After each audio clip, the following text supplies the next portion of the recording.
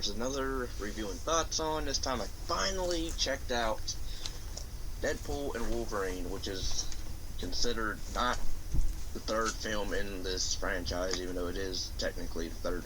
It's the third installment, but it's not. It deals with time travel, which has.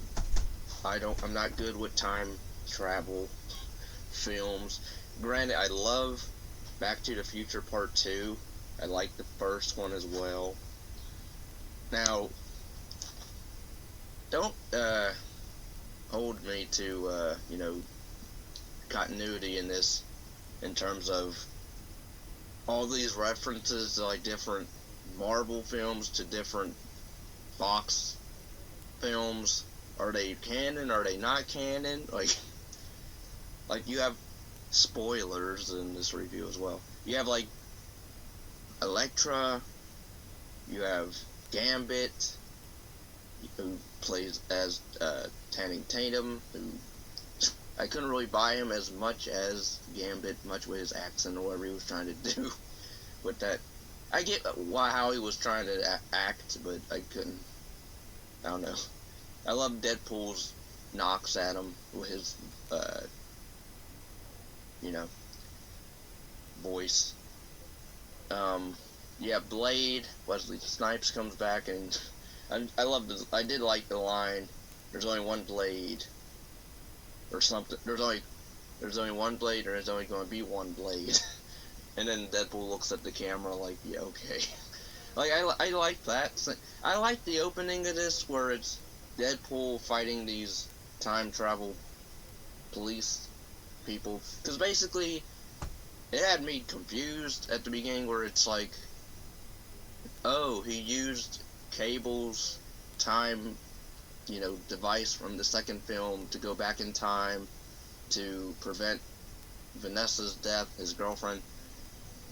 But then he also travels ahead in time to try to be one of the Avengers, and we get also Happy Logan cameo, which I like that scene.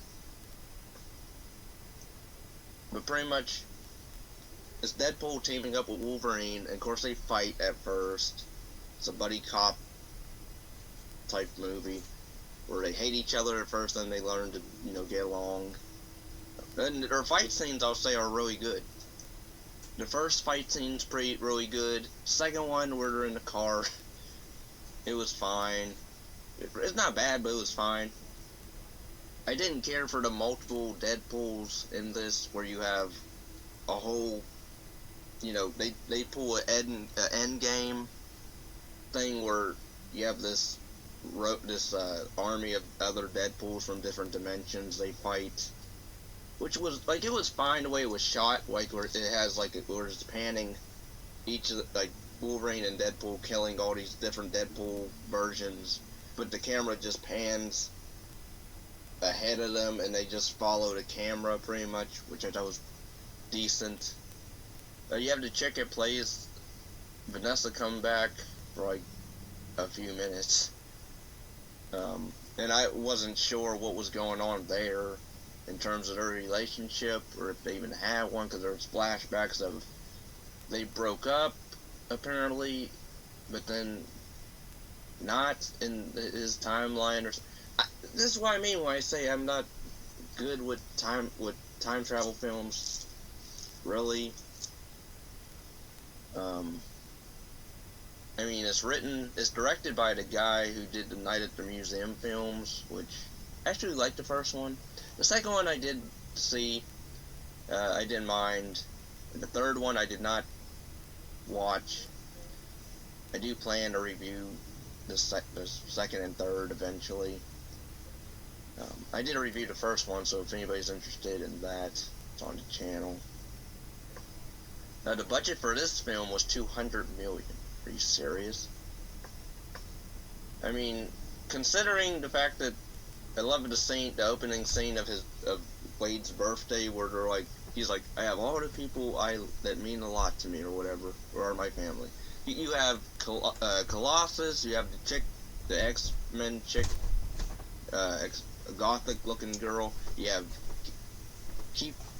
Kinko or Chemo, whatever her name is, Eno, the Asian girl, who he always says her name, which is funny.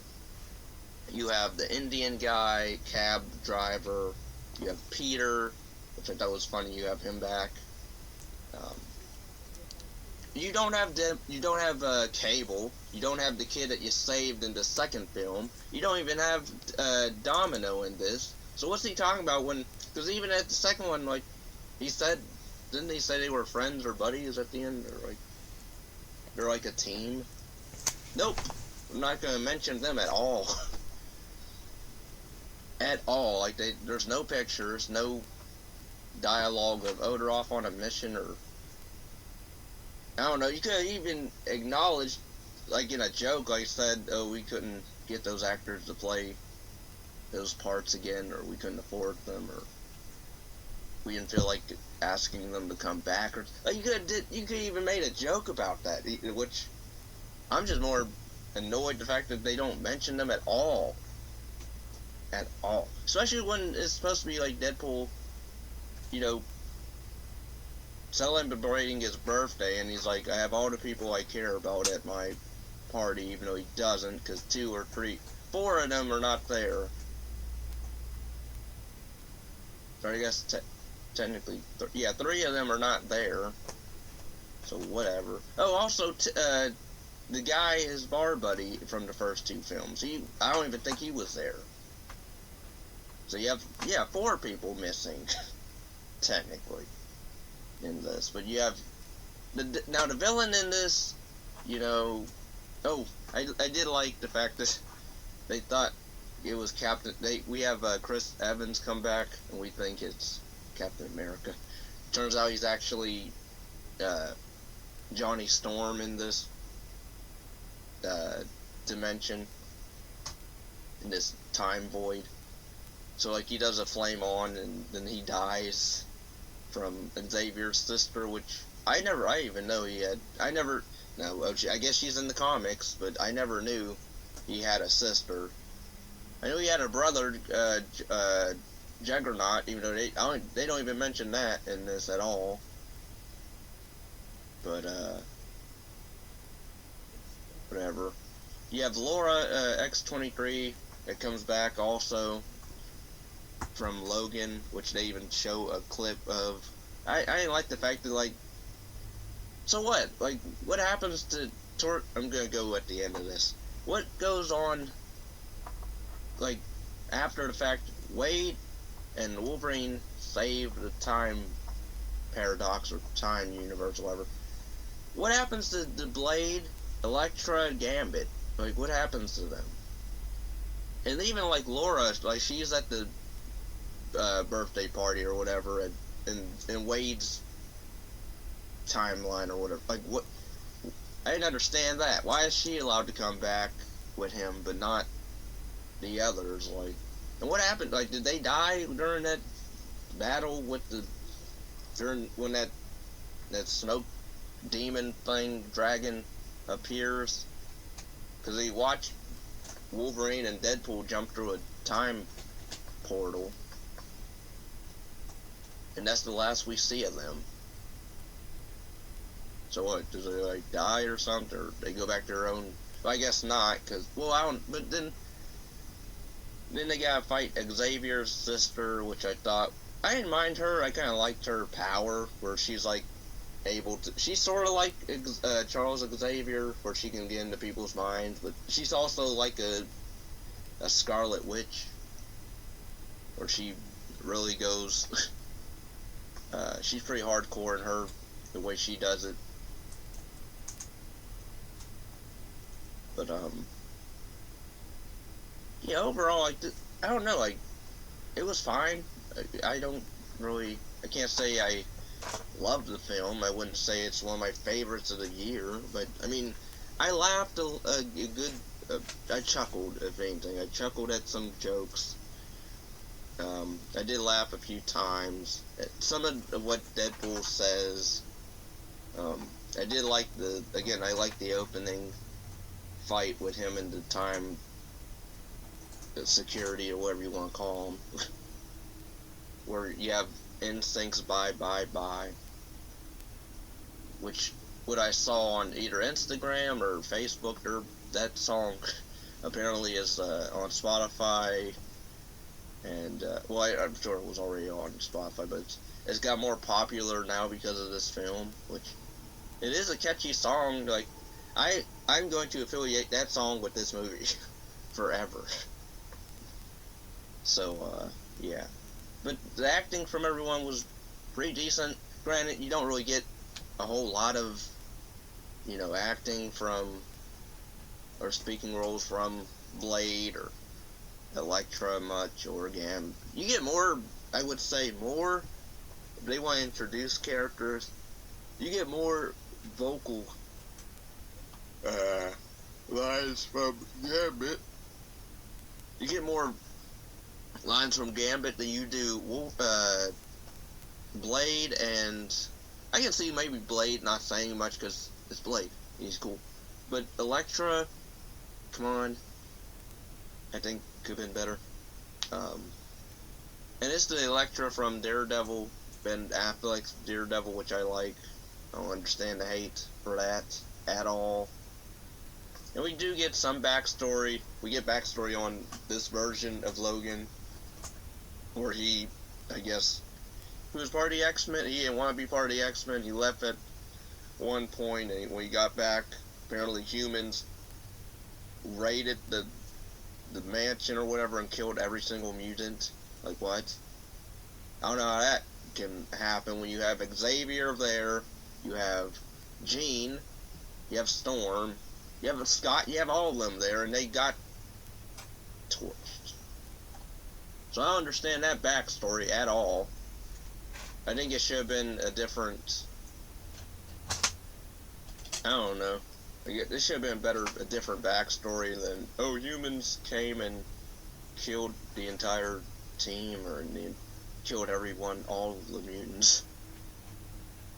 Even the thing where he meets X-23 when he's told, oh, she's the one he was protecting in a different timeline, and he doesn't there's no. I get he wouldn't really be connecting with her much because it just met her and all,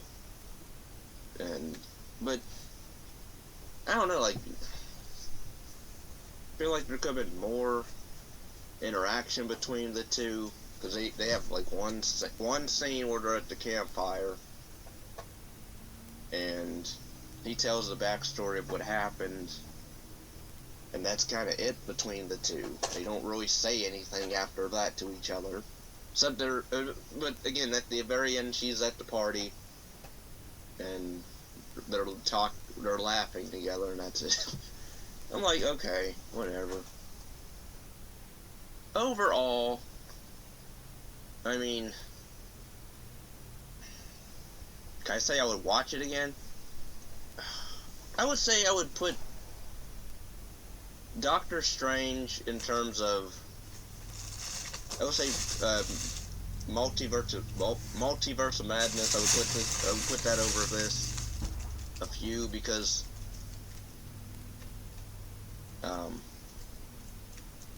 I don't know, I liked more of the plot there than here. I don't know if I say I was bored with this, but I don't know, I like the first Deadpool more than this one, and even the second one I would say is better than this in spots, in a lot of spots. I mean, Hugh Jackman coming back was cool. I like him as Wolverine. I don't think he should have came back, though. I think he should have stayed, should end it with Logan, and then they also kind of make that film look like lame, because they kind of make that movie not matter, because they make a joke of his corpse at the beginning of this as well. I understand this Deadpool, he's a jokester or whatever, and doesn't take stuff seriously really, but the fact that the last time we see Logan dying, granted he saved X-23 and his film. And then we get to revisit that Logan in this, but he's dead and he's a corpse. And then we have him being flung around by Deadpool as a body, as a corpse shield. So I didn't like that as much as I think the film Logan is depressing as can be. I did like the film. I do like the film. So I didn't appreciate that part of this.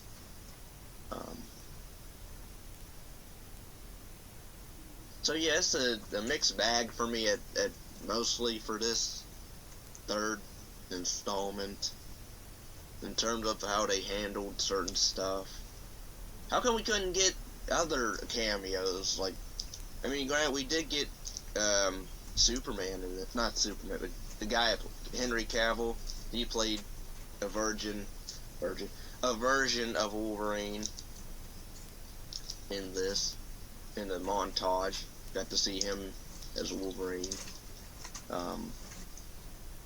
I don't know, like, I would even watch the Marvels over this. I would watch Ant-Man, Quantumania.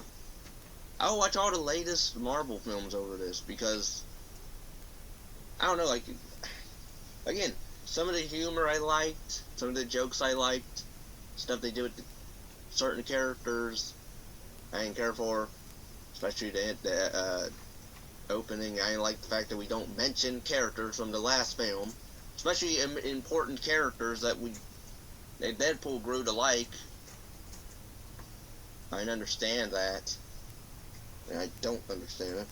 Ryan Reynolds also co-wrote this with other folks, and he, I believe, helped produce this as well. Oh, maybe not.